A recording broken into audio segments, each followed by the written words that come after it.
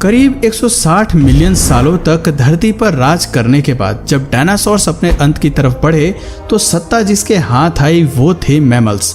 6.5 करोड़ साल पहले तक जब डायनासोर्स अपनी ताकत की नोक पर एनिमल किंगडम को दबा कर रखते थे तब ये जीव भी उसी जंगल का हिस्सा थे, लेकिन इनका अस्तित्व डायनासोर जैसे जानवरों के सामने कुछ भी नहीं था।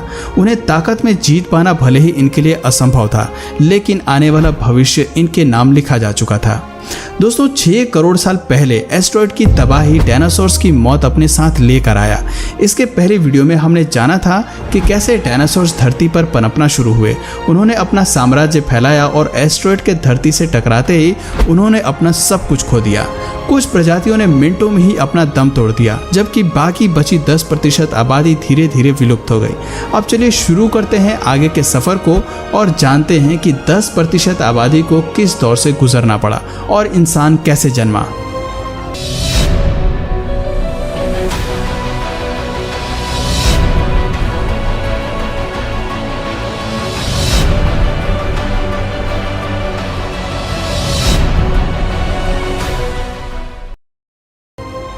डायनासोर्स का अंत मैमल्स के लिए वो अवसर था जो रेप्टाइल्स के खत्म होने पर डायनासोर्स को मिला था। यानी कि सीधी भाषा में कहें तो जंगल पर अब अपनी ताकत स्थापित करने का मौका आ गया था। जंगल की दुनिया में मैमल्स वो प्रजाति थी जो डायनासोर्स के समय से ही अस्तित्व में थी। आकार में छोटे होने की वजह से ये जीव आज मौजूद चूहे जैसे थे। देखा जाए तो मैमल्स की शुरुआत इसी तरह से हुई थी। इस स्तनधारी जीव ने खुद को परिस्थितियों में ढाल कर रहना सीख लिया था। फिर जब एस्टेरॉयड के टकराने से महाविनाश का सिलसिला शुरू हुआ तो इन्होंने भी अपने कई साथियों को खोया, लेकिन ये अपनी स्पीशीज को बचाने में सफल रहे। इस महाविनाश के कारण पैदा हुई गर्मी से बचने के लिए मैमल्स ने जमीन के नीचे रहना शुरू कर दिया। चूहों को साइज में छोटा होने का फायदा मिला, जबकि डायनासोर्स का आकार ही उनका सबसे बड़ा दुश्मन बन गया। जमीन के नीचे रहते हुए मैमल्स को गर्मी से राहत मिली और भोजन के रूप में उन्होंने हर तरह के कीड़ों और जीवों को अपना शिकार बनाया। वहीं बात करें ऊपरी सतह की तो वहां हो रहे वातावरणीय बदलाव मौजूद जानवरों को तिल तिल कर मार रही थी। एस्टेरॉयड के टकराने से उत्पन्न हुई गर्मी और धूल के बादलों ने पृथ्वी के वातावरण को पूरी तरह से ढक लिया था।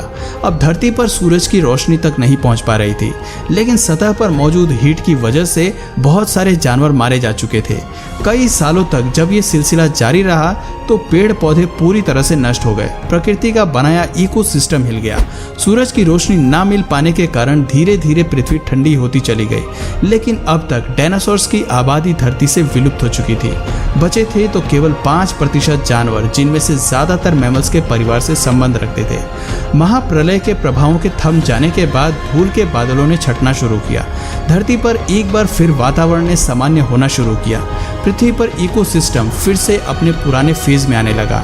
इस दौर में मैमल्स की प्रजाति केवल 5% तक सीमित थी, लेकिन एडेप्टिव रेडिएशन के चलते ये मैमल्स इवॉल्व होना शुरू हो गए और इनमें से कई नई प्रजातियों ने जन्म लेना शुरू किया।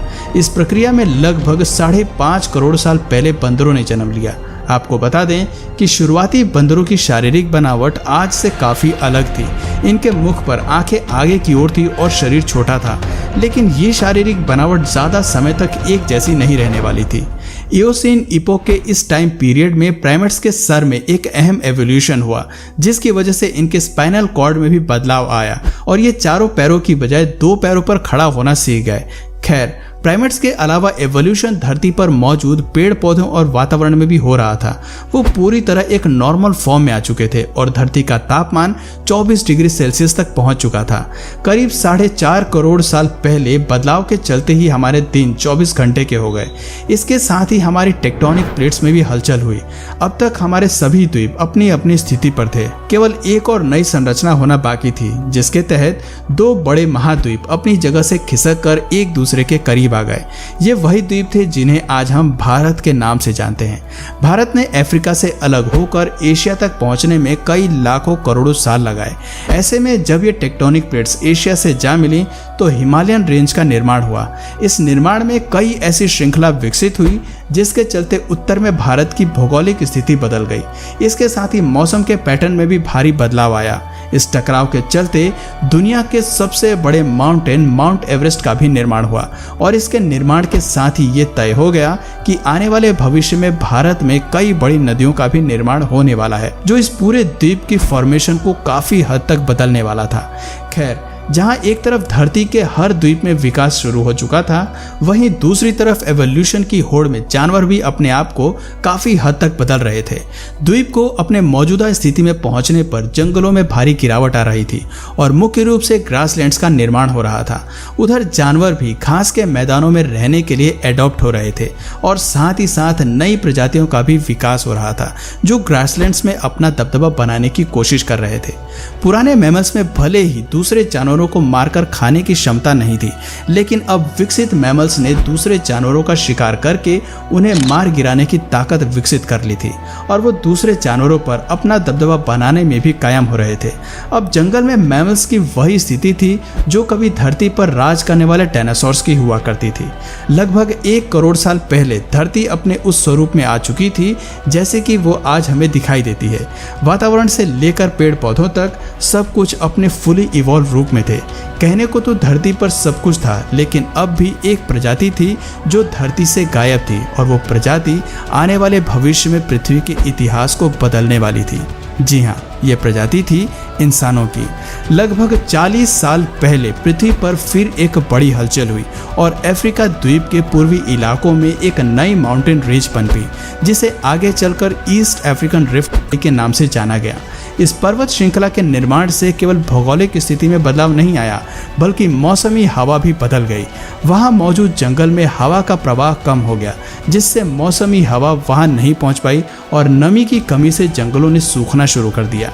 बारिश ना होने की वजह से अफ्रीका का ये क्षेत्र काफ़ी ड्राई हो गया, लेकिन इस जंगल में रहने वाले जानवरों ने हार नहीं मानी। अफ्रीका के इसी क्षेत्र में रहते थे पिरोल इथिपिकस, जो आगे चलकर हमारे पूर्वज कहलाए। पेड़ पर रहने वाले ये बंदर एक टहनी से दूसरे पर जाने के लिए अपने आगे के हाथों का सहारा लेते थे और कभी कभी पेड़ों पर 2 पैरों पर भी खड़े हो जाते थे। हालांकि ये अभी तक जमीन पर नहीं चल पाए थे, लेकिन इनमें खड़े होने की क्षमता पहले से ही विकसित हो चुकी थी। इससे पता चलता है कि 2 पैरों पर चलना इंसानों की नहीं बल्कि एप्स की खोज थी।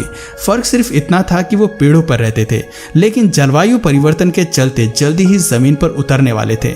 इनमें से कई प्रजातियां चिंपैंजी के रूप में विकसित हुईं, तो कुछ इंसान बनने के लिए विकसित हो गईं। इनकी आने वाली पीढ़ियों ने खुद को बनाने के लिए और अपने विस्तार के लिए पेड़ों से निकलकर जमीन का रुख अपनाया। आर्डिपिथिकस रेमिडीज ही वो पहले एप्स थे जो भोजन और एक नए घर की तलाश में पेड़ों से उतरकर जमीन पर आए। लाखों सालों के इस एवोल्यूशन में एप्स अफ्रीका के हर क्षेत्र में फैल गए थे, लेकिन इनके हाथ अभी भी काफी लंबे थे। पेड़ों पर इधर उधर झूलने की वजह से इनके हाथ का आकार बिल्कुल टांगों की तरह ही था। ऐसे में कई हजार साल तक विकास से गुजर जाने के बाद इनके शारीरिक ढांचे में काफी कुछ बदलाव आने लगा था। अब ये 2 पैरों पर बेहतर तरीके से चल सकते थे और ज्यादा से ज्यादा एनर्जी बचा सकते थे।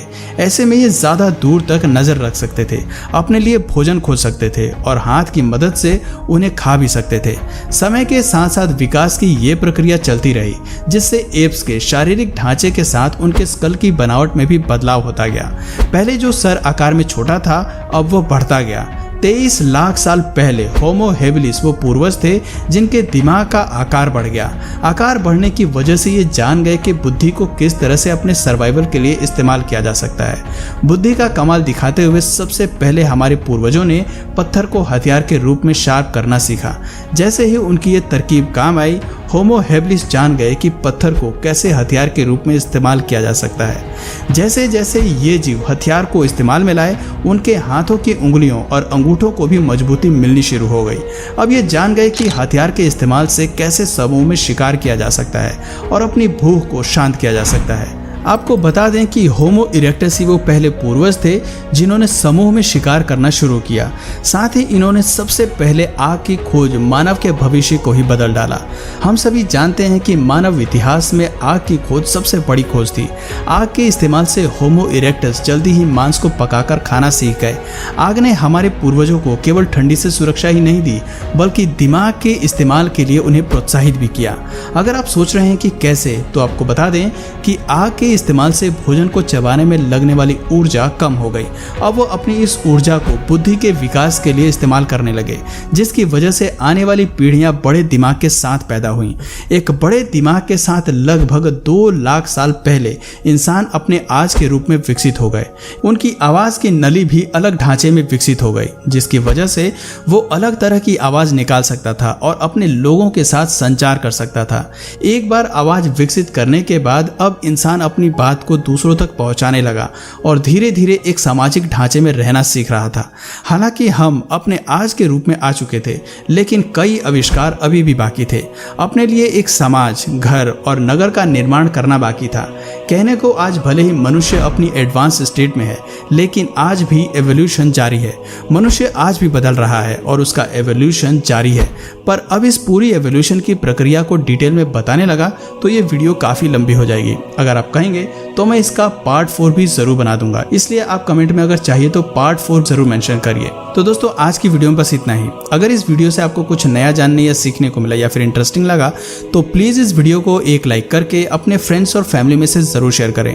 और यदि आप इस चैनल पर नए हैं तो प्लीज़ इस चैनल को सब्सक्राइब करके बेल नोटिफिकेशन आइकन को ऑन कर लीजिए, ताकि हमारे आने वाले वीडियोज़ आप मिस ना करें। मिलते हैं फिर किसी वीडियो में नए टॉपिक के साथ। तब तक के लिए नमस्कार।